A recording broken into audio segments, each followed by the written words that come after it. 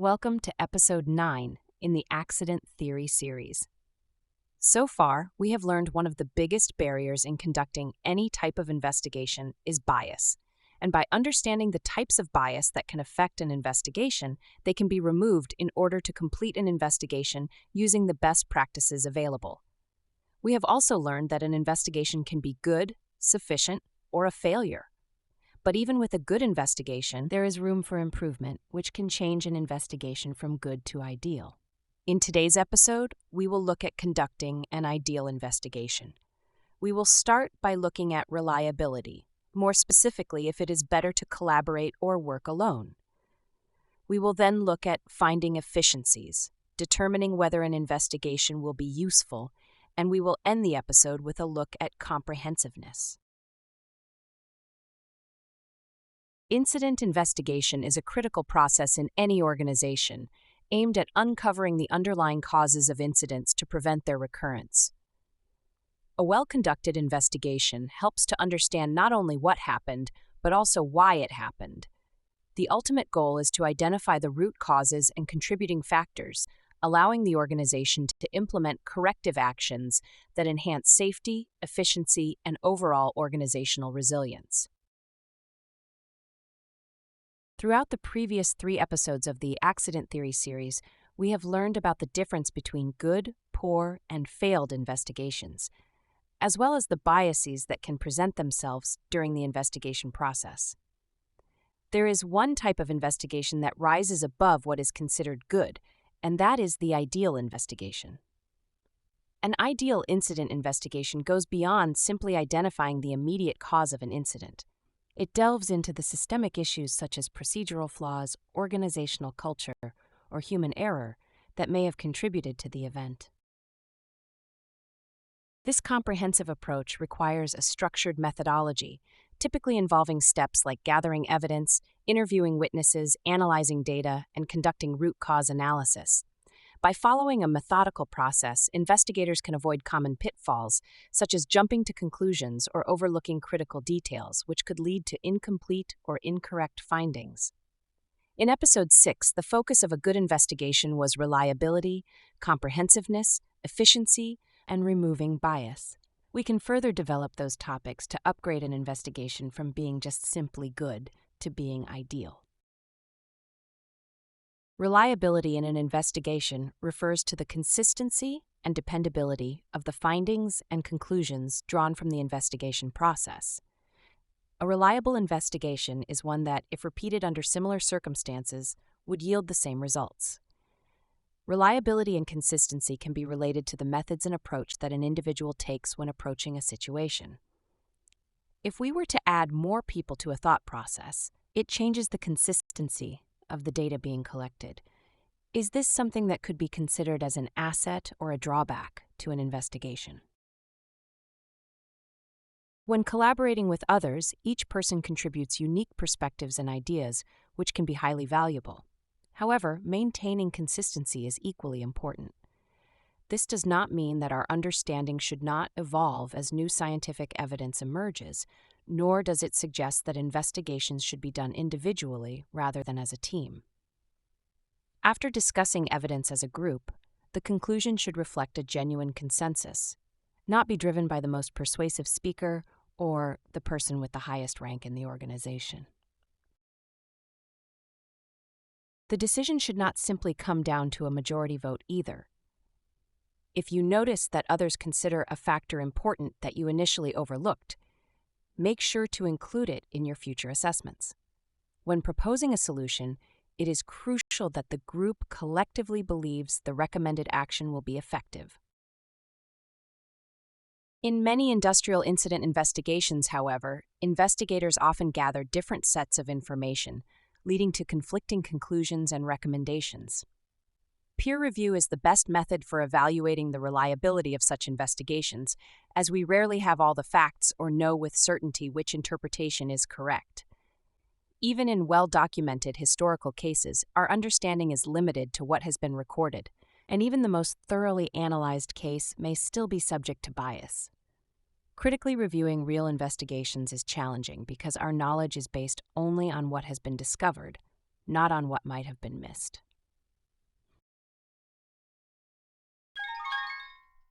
Think of a time you were completing a task alone. Would the task have been easier if you were able to collaborate in a group? Or would the outcome have been the same? Share your reflection in this episode's group chat or in the comment section if you are following on social media. Acquiring the necessary information with minimal inquiry is a hallmark of efficiency in an investigation. However, it is difficult for an investigator to assess their own investigation. Very similar to when someone stops searching for lost car keys, once they have been found, an investigation usually concludes once a satisfactory outcome is achieved, rarely continuing beyond that point. In medicine, the concept of differential diagnosis involves distinguishing between two diseases with similar symptoms. Similarly, an investigation is not about guessing the causal chain through random questions. Rather, it is about asking targeted questions that narrow the focus by eliminating other possible explanations.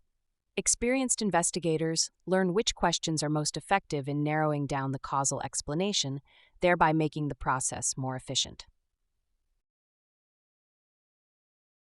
Differential questions are essential for ruling out alternative hypotheses, while causal questions should clarify details of the causal path, instead of seeking redundant proof of the causal explanation's validity.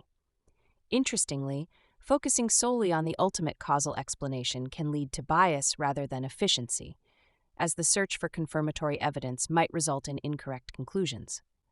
For instance, investigating irrelevant factors like marital status or ethnicity is not efficient unless they are directly related to a relevant causal hypothesis. Efficient investigations involve asking pertinent questions that directly address factors such as literacy, trust in instructions, comprehension of instructions, driving experience, and mechanical aptitude. Additionally, certain non-causal information is necessary for administrative purposes, such as identifying witnesses for further interviews or completing official forms. Common administrative information can include information about the injured person, as well as witnesses and first responders, relevant identification numbers for employees, machinery, chemicals and tools being used, as well as radio logs, security camera footage, and maintenance and training records, which can be collected and reviewed later. To evaluate the efficiency of an actual investigation, the inquiry process must be thoroughly documented. This documentation allows for an analysis that categorizes each line of questioning based on whether it helped rule out a causal hypothesis, clarified causal information, or simply met administrative requirements.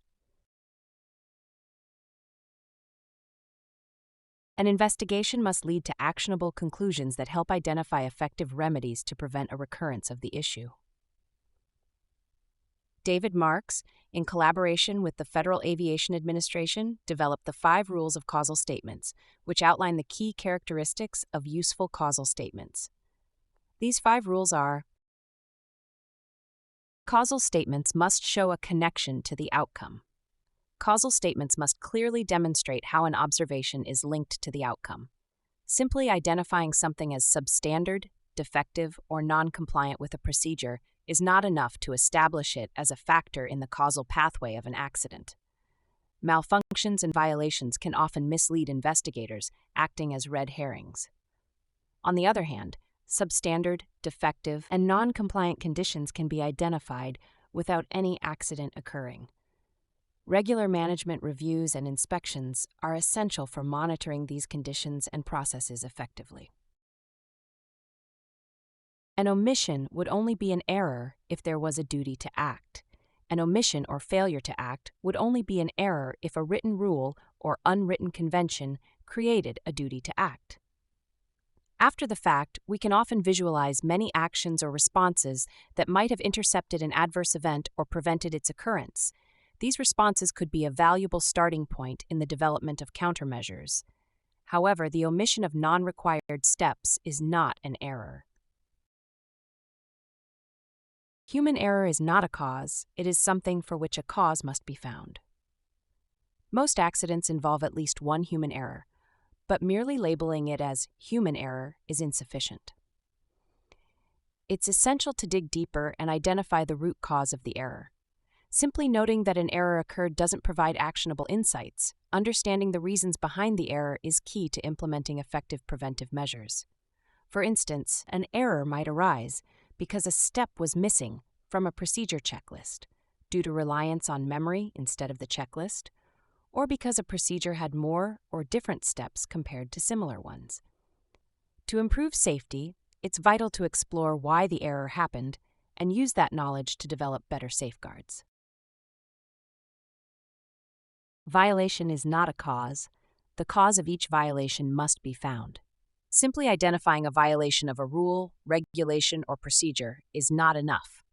It doesn't provide useful information. The analysis must uncover the underlying cause of each violation. While identifying violations may satisfy legal requirements for an investigation, understanding the reasons behind these violations is crucial for developing effective prevention strategies. This deeper analysis can reveal whether the violation was intentional, a common practice, or even unavoidable. Use specific statements in causal statements, not general negative descriptors. General terms are often used to summarize or comment on causal statements, but the original detailed statements are more accurate. Vague negative descriptors like careless, complacent, inadequate, or poor should be avoided in causal statements. Instead, causal statements should be specific, clearly detailing the factors involved. Comprehensive investigations consider a wide range of factors and gather information on all relevant issues. However, the challenge lies in not knowing whether all unknown factors have been identified, making it difficult to judge the thoroughness of a single investigation. While peer reviewers face the same limitations, they can only assess the evidence that is available and are not omniscient. They can still gauge the comprehensiveness of an investigation using a practical rule of thumb. The more knowledgeable a reviewer is about the system, and the fewer gaps they can identify, the more complete the investigation is likely to be. Another way to evaluate the comprehensiveness of both real and simulated investigations is by measuring the breadth and depth of the inquiry. It's well understood that most accidents result from multiple factors, often involving more than one causal chain with several links or even multiple strands. If an investigator concludes with only a single root cause and the investigation appears to have been prematurely closed, it's reasonable to conclude that the investigation was not comprehensive. The types of words used when documenting an investigation can cause bias when the report is being reviewed. Care should be taken to use the right words when documenting observations and recording interviews. In Episode 9, we discussed reliability, comprehensiveness, and efficiency in causal investigations. We also went through the benefits and drawbacks of investigating alone or collaboratively as a group. We learned that a well-conducted investigation helps to understand not only what happened, but also why it happened. An ideal incident investigation goes beyond simply identifying the immediate cause of an incident. It delves into the systemic issues, such as procedural flaws, organizational culture, or human error that may have contributed to the event. Reliability in an investigation refers to the consistency and dependability of the findings and conclusions drawn from the investigation process. When collaborating with others, each person contributes unique perspectives and ideas, which can be highly valuable. However, maintaining consistency is equally important. Peer review is the best method for evaluating the reliability of investigations, as we rarely have all the facts or know with certainty which interpretation is correct.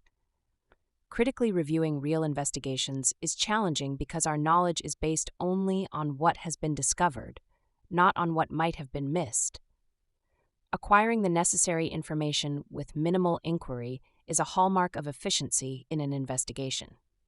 However, it is difficult for an investigator to assess their own investigation. Differential questions are essential for ruling out alternative hypotheses, while causal questions should clarify details of the causal path instead of seeking redundant proof of the causal explanation's validity.